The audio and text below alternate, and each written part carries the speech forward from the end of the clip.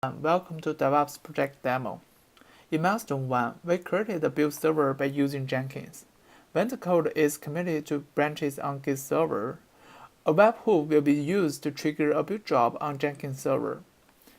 If the build succeeds, then this commit will be accepted. If not, this commit will be rejected, and also an email will be sent to the developer with the whole build logs.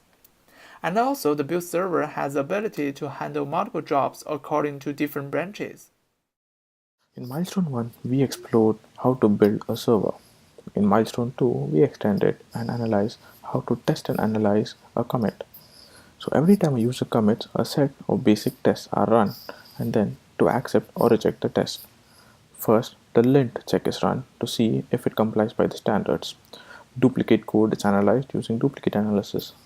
Coverage of the code is analyzed using coverage tests.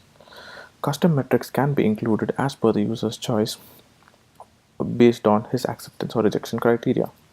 And finally, a fuzzing component is added to see what percentage of unique rejected tests you can generate, and if the rejected tests are greater than a certain threshold, you reject it commit, else you accept it. Moving on, in milestone 3, we check out deployment. The configuration is first managed using Ansible. Ansible uses an Ansible playbook framework that runs a certain commands on a certain server before deployment. First up, the Ansible playbook uses a setup.yaml file which looks like this. First up, the packages are installed, then an SSH directory is created. Your private key is cloned into the SSH directory to ensure that you can pull and push commits from your GitHub. The bare repository is cloned. You create a copy of your post-receive script. This script is actually a hook which ensures that every time this repository receives a commit, a clone would be created and the application would be run for sanity. This script ensures that cloning is done properly, the packages are installed, and the application is run using forever. That means any change that occurs triggers a restart of the application, ensuring that the app keeps running all the time. This is all about milestone 2 and milestone 3. Milestone 3 further includes components from milestone 1 and 2 to ensure that there is a continuity in the entire process. Milestone 4, we explore flame graphs and superfuzzers. First, we look at superfuzzers. Superfuzzers are implemented using genetic algorithms. The prime intuition behind using genetic algorithms is that when failed tests are evolved, this leads to more failed tests. This might help us to detect more unique failure test case than using regular fuzzers. The code is pretty simple. You first start off with the genetic algorithm. In the genetic algorithm, you generate a set of unique test cases. These test cases are all failed test cases.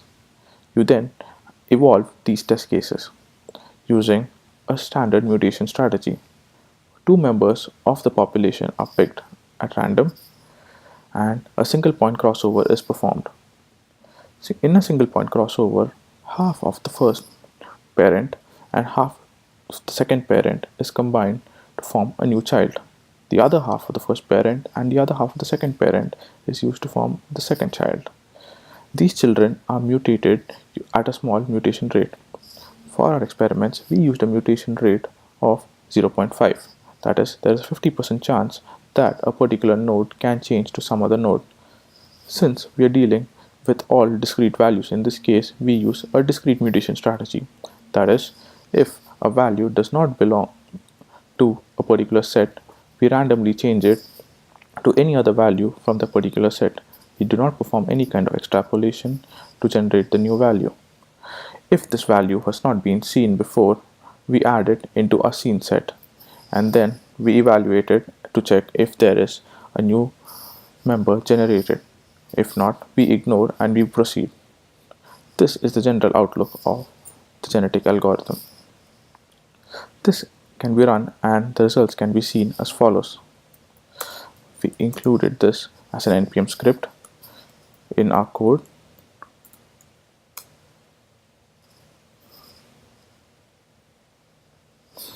As you can see, genetic algorithm generated 275 unique test cases for 5,535 test cases, whereas for the same number of test cases, the regular fuzzing incorporated just around 53 unique test cases at almost the same amount of time.